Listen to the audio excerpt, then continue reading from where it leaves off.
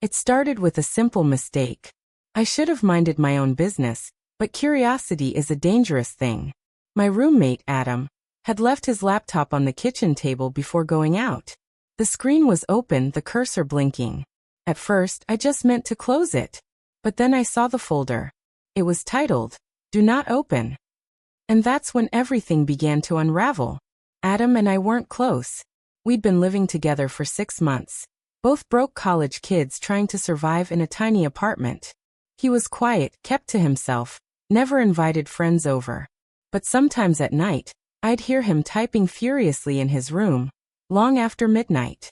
Other times, I'd wake up and find him whispering on the phone in the dark hallway.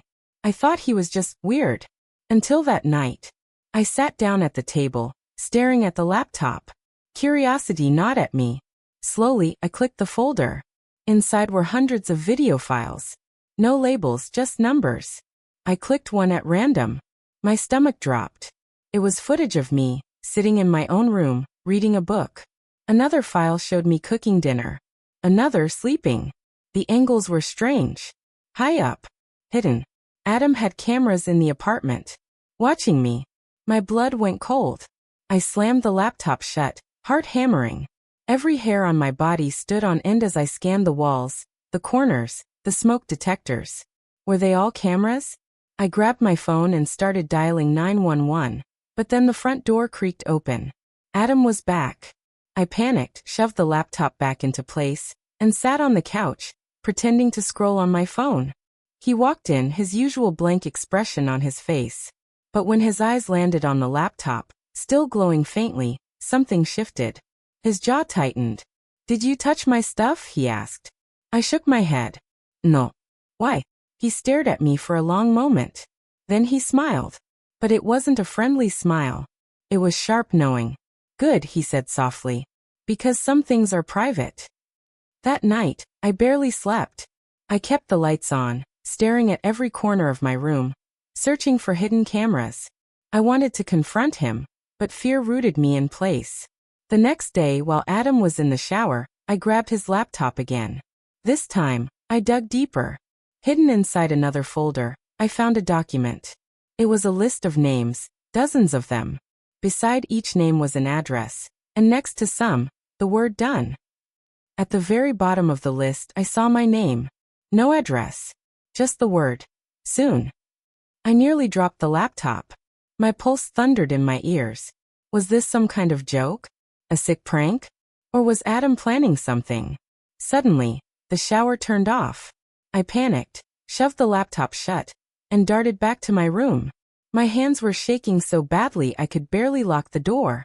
The following days were unbearable. Adam acted normal, too normal. He'd smile, make small talk, even cook dinner. But I couldn't shake the feeling that he knew. Every time he glanced at me, I thought of that list. Of the word "soon." One night, I decided I couldn't take it anymore. I packed a small bag, planning to leave while he was asleep. But when I stepped into the living room, he was sitting there in the dark, waiting. "Going somewhere?" he asked. My throat went dry. "Just getting some air." He smiled that sharp smile again. "Be careful out there. You never know who might be watching." I barely slept after that. The next morning, I skipped class and went to the police. I told them everything, about the laptop, the cameras, the list. But when they came to investigate, the laptop was wiped clean. No files. No list. Nothing. Adam acted confused, even hurt. He must be paranoid, he told the officers. Maybe stressed from school. And just like that, they left. That night, Adam knocked on my door. Man, can we talk?" I didn't answer. My heart pounded as he spoke through the door. "You shouldn't have gone to the police. That was a mistake." His voice was calm. Too calm. "But don't worry," he whispered. "I'll forgive you. After all, you won't be around much longer." I pushed my dresser against the door and stayed up all night, clutching a kitchen knife. By morning, Adam was gone. His room was empty. His things vanished. No laptop. No clothes. Not even a trace he'd ever lived there. The landlord swore he never rented the room to anyone named Adam. No paperwork. No lease. It was like my roommate never existed. But I know he did. Because sometimes when I'm lying in bed, I hear a faint click in the corner of my room, the sound of a hidden camera turning. And sometimes when I check my phone, I find new numbers calling me from blocked IDs.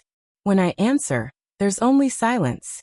Then, just before the line cuts off, a whisper. Soon.